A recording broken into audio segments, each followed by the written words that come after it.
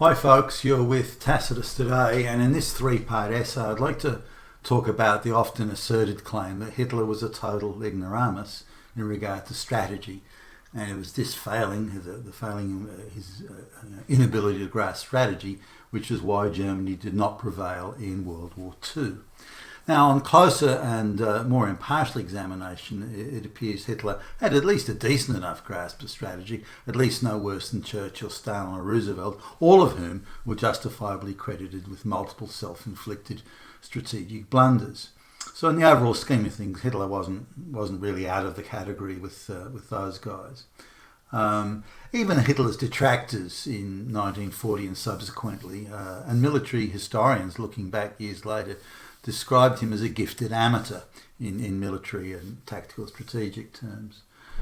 So to be sure, Hitler's errors in terms of direct military strategy did not really begin until late 1942, although it could be argued that the tactical failure to reinforce Wehrmacht forces in North Africa at a time when they could easily have routed the British, and as it played out over time, was a strategic error. So we'll be combining tactical errors that became strategic errors over time as we discuss Hitler's role in the blunders.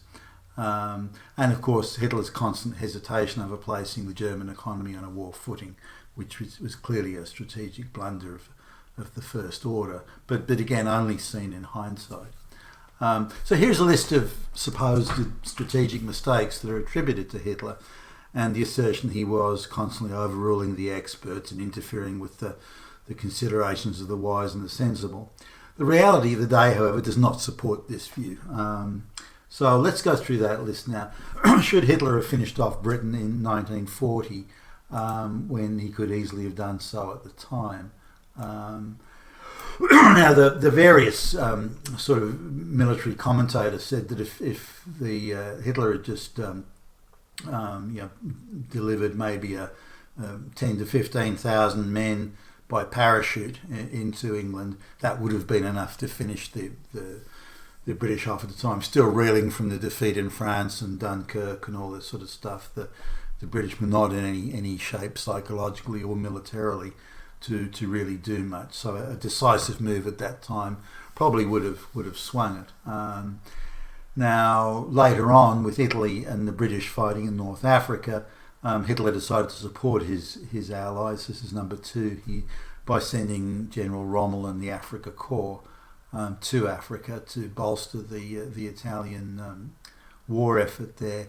Now the British were in bad shape, so a decisive, another couple of divisions, German divisions in Africa at the time, the British could easily have been routed.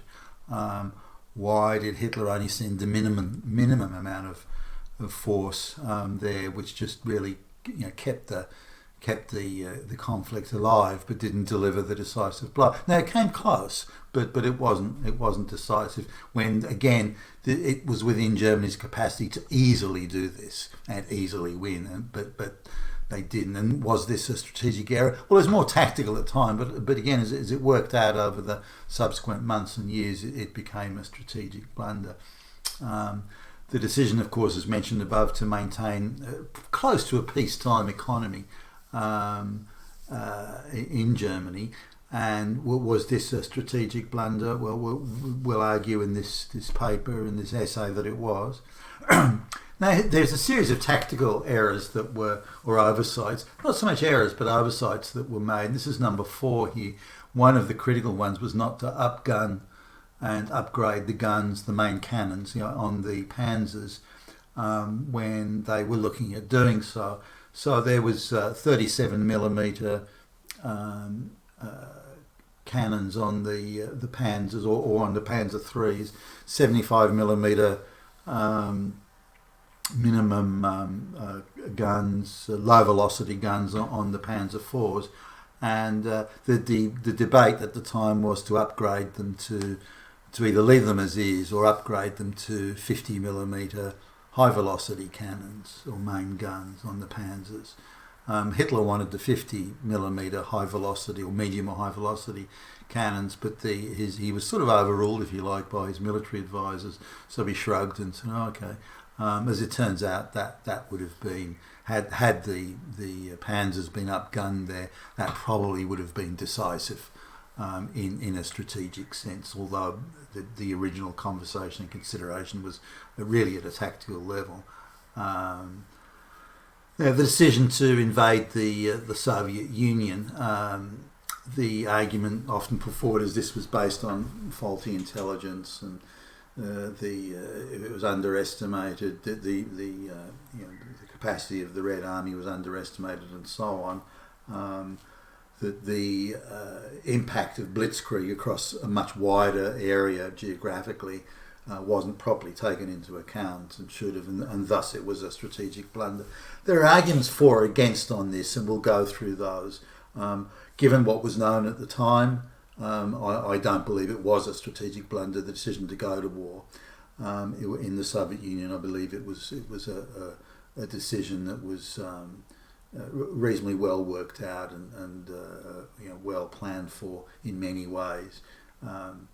Now, the decision to maintain offensive operations, so to push on with the attack in November 1941.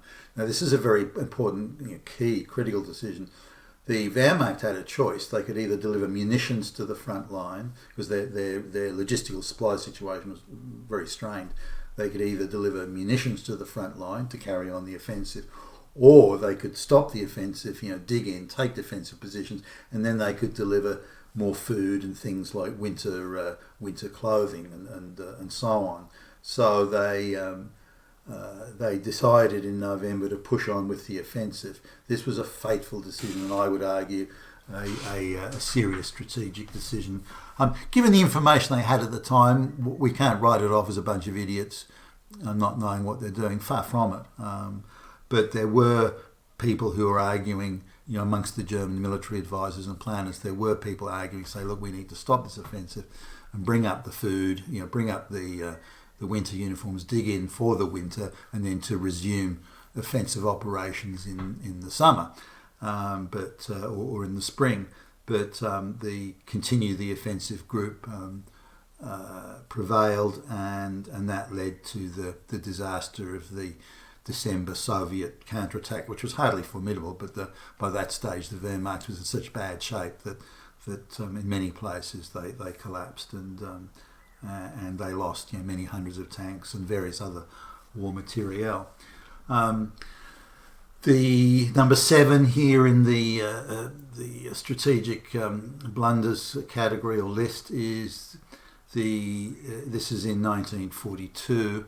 The Wehrmacht is running a very successful offensive in southern Russia going towards Stalingrad, and they perceive that things are going so well there's effectively an all-round Soviet collapse. I believe that was a faulty assumption to make.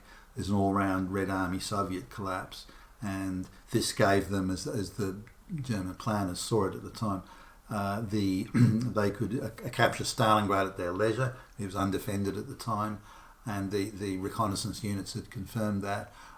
So they could capture Stalingrad when they're ready, and they sent the armoured columns down to capture the oil fields in and around the Caucasus Mountains. This too was I believe, a strategic blunder. Now, was it down to Hitler? That's not really sure. Hitler was pestering the general staff saying, we need oil. But the decision to actually do that, I think, was more a general staff decision on reflection than it was Hitler's personal intervention or personal decision. So slating some of these strategic blunders to Hitler is really not warranted. Number 8 is the decision to fight it out, street fighting in the Stalingrad streets, and then the failure to abandon that position at Stalingrad when it was in danger of and was in the process of being surrounded. Keep in mind that had the Wehrmacht acted decisively and quickly, the armoured columns, including those that were on leave and those in the Caucasus Mountains, could have been brought back to Stalingrad or the Stalingrad area. The army could have, the 6th Army could have started to evacuate Stalingrad, and that whole position, as in the whole army, could have been saved, and they could have inflicted a heavy defeat on the Red Army in the process. But they squandered both of those, and then strategically this has, of course, huge implications at the time, and then later on. Hitler played a major role in that blunder, and so that should be sheeted home to Hitler, and justifiably so. The decision in and around that time, when the Allies landed in North Africa, Hitler's decision to send over 250,000 troops and vast pieces of material or amounts of material into North Africa to try and recapture a losing position. Now bear in mind the Stalingrad thing's going not very well, and there's the North African thing happening where another 250,000, so something in the order of 500,000 Wehrmacht troops are lost just in the space of a few months there. This was a serious strategic blow to the Wehrmacht, not only in their offensive capacity, but in their overall military capacity. It also was quite a blow to Hitler. You can see that this really shook him up, and so that when it came to in the middle of 1943, whether or not they'd duke it out with the Red Army in Kursk, Hitler was really taking somewhat of a back seat here and leaving it to the military planners and strategists to determine what to do at Kursk. Now, Hitler's view was it was probably a little bit too late to go ahead with Kursk, but if they were going to go ahead, he wanted all the latest and heaviest and greatest technology, and tank technology and other technology employed. If you're going to have the battle, you might as well throw everything at it. So this sort of delayed it even further. But Hitler was willing for most of the time there to pull out and not go ahead with that Kursk battle. Now the Kursk battle, the Wehrmacht inflicted many more casualties on the Red Army tanks and men that they received themselves, but the Wehrmacht at that stage couldn't afford those sort of losses where the Red Army could. So in an overall strategic sense, it was a Red Army victory in as much as they could afford to lose more than the Wehrmacht could. So at that stage there were you could look at other blunders after that, but they weren't material really in any meaningful sense. Those are the top 10. And again, we'll discuss these in detail over the course of this three-part essay. Now, it's easy to get caught up in the weeds of what is tactics or strategy, and to provide some basic definitions. Strategy, at least as far as warfare is concerned, relates to multiple events, often occurring concurrently or overlapping over a multi-event and multi-theatre time frame, where each event has an interrelational effect on other events, a matrix effect, if you will. These events could be critically diminished fighting capacity, outcomes of battles plural, so a major defeat, a significant defeat, major political or economic developments, such as a change in political leadership, to those more or less committed to prosecution of the war, economic collapse. Whereas tactics, on the other hand, tend to relate to single actions within a single event, such as a battle. At times, tactics and strategy can cross over, and similarly, tactical decisions today can sort of mutate into really strategic situations over time. And tactics across multiple battlefields with multiple effects can have obviously strategic implications. Now, to put the German war economy and arms production in perspective, Hitler had a view that if wars could be won quickly and decisively, as Blitzkrieg was delivering in Poland, Scandinavia and France, the huge economic grind of a drawn-out total war where all the nation's resources are mobilised for the war, and this was the case in World War I, that such a drawn-out grind could be avoided with Blitzkrieg. This was a strategy, so use of Blitzkrieg for quick victories to achieve an overall strategic outcome. This was a strategy to be conceived by revolutionising the battlefield tactics in what became known as Blitzkrieg. Hitler had recalled the economic hardships of World War I and was strongly committed to finding a way of conducting war that would not confer such hardships on the populace at large. And we need to understand Hitler's very clear reluctance to deprive the German populace of things like consumer goods, for example, which he would have had to do if he'd moved to a war economy. And ultimately he had to do that in 1943. But even then it was reluctant, and the full production or full war production was ramped up more slowly than you'd think the urgency of the moment would require. And just to illustrate the point here, if Hitler had sort of pushed the war footing, as in the economy on a war footing earlier, say even a month or two before the invasion of the Soviet Union, then by the time Stalingrad came along, something in the order of 2,000 additional panzers would have been manufactured, more than 5,000 88mm anti-aircraft guns, and numerous other war-winning arms production. And if those had been in place at the time of Stalingrad, then I think that they would have been decisive in turning in the war turning out in favour of the Wehrmacht. So I think those are the stakes that we're talking about here. So on balance, if the war production had been a total war production and earlier, and this is before the heavy Allied bombing of industrial areas, the balance of probabilities, the Wehrmacht probably would have won in World War II if that production had taken place. But Hitler's view that just enough force to win the engagement and win it quickly is all that was needed, and we see this attitude of his coming across a number of times, and yeah, it was I believe a monumental strategic blunder. Now we need to keep in mind, however, that from Hitler's perspective, indeed the perspective of his planners, was that Blitzkrieg was and was proven to deliver short wars and quick victories with really minimal cost. And when they were looking at the war in the Soviet, the invasion of the Soviet Union, they believed it would be another Blitzkrieg type victory. So why was a war economy even needed when things were going so well on the battlefield and these quick victories were coming? So that needs to balance out the overall perspective there, why Hitler didn't go to war economy. Now we also need to really put in perspective too the concentrated combined arms striking and supply lines disruption for which Blitzkrieg became famous and still seen today as the gold standard of quick penetration warfare. This was very much part of Hitler's contribution to military tactical development. He was the first and only world leader to appreciate the possibilities of this type of warfare and to approve the budgets and the resources necessary for these military developments. For example, Hitler was shown a field demonstration using agricultural tractors as to how concentrated tank or panzer strike columns could be used to achieve decisive and quick battlefield penetrations and victories. It was very theoretical at the time, yet Hitler quickly saw that potential and gave it the go-ahead. And this was nothing short of revolution as to how wars would be fought.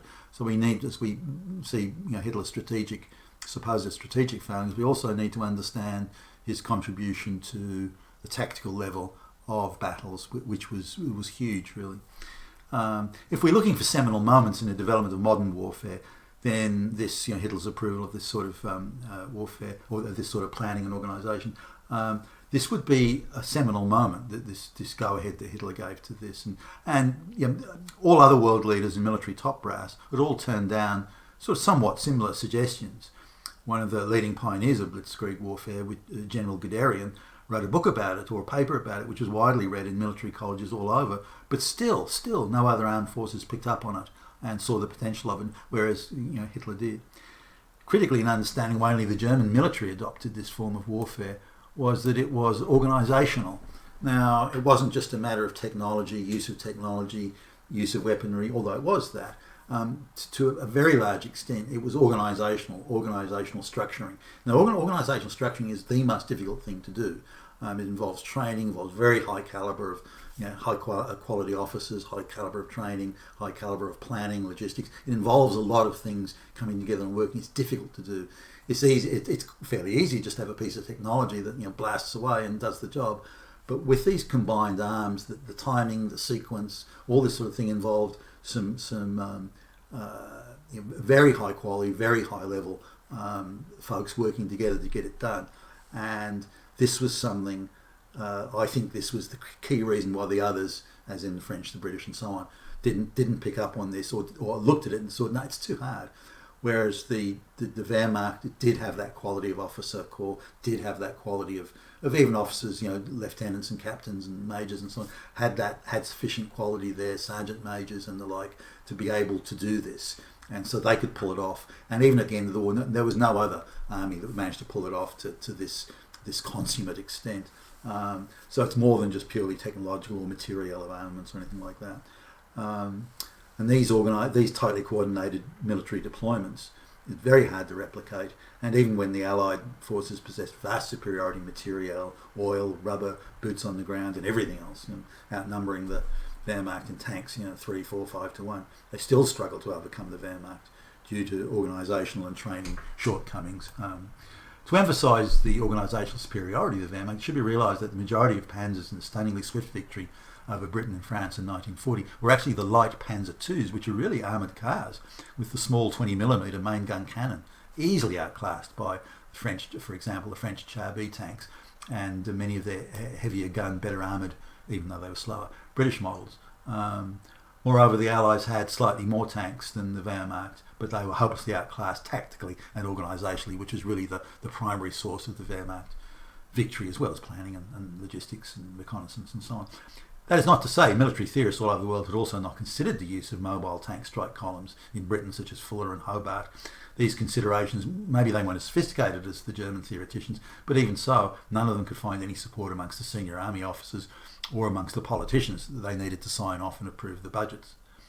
That does not mean the tanks, elsewhere, the Soviet Union, for example, were not produced in large quantity. But how these tanks would be organised and deployed was a different matter, how training would be devised. Other than the Wehrmacht, all other combatants viewed tanks primarily as armoured infantry support vehicles, moving along with the infantry at the walking speed in effect, or simply mobile artillery pieces that could be moved around without needing it to hitch up to a separate means of transport.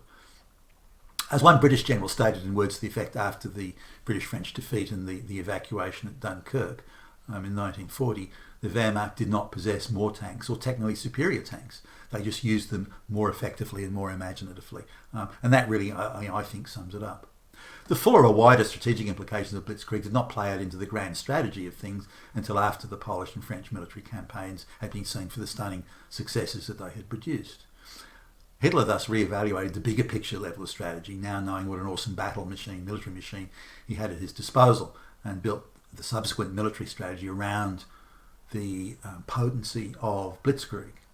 Just consider this. Before the invasion of the Soviet Union, the Wehrmacht had conquered Europe, fought 4 major engagements, Poland, France, Scandinavia, and of course Greece, Yugoslavia, and for less than 100,000 battlefield casualties.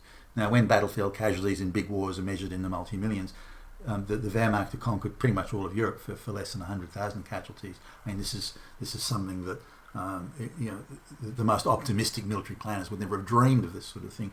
But so it was no error on Hitler's part to see strategy at this point through the lens of quick blitzkrieg delivered victories. It was quite sensible, and he had the evidence and the proof right there in front of him.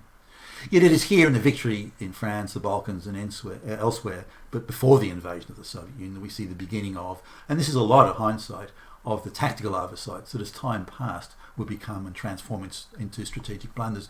Whether they were blunders in real-time events of the day, that's more obscure. So this ends the first essay, and we'll be back with another essay very soon. This is Tacitus Today, and thank you for listening.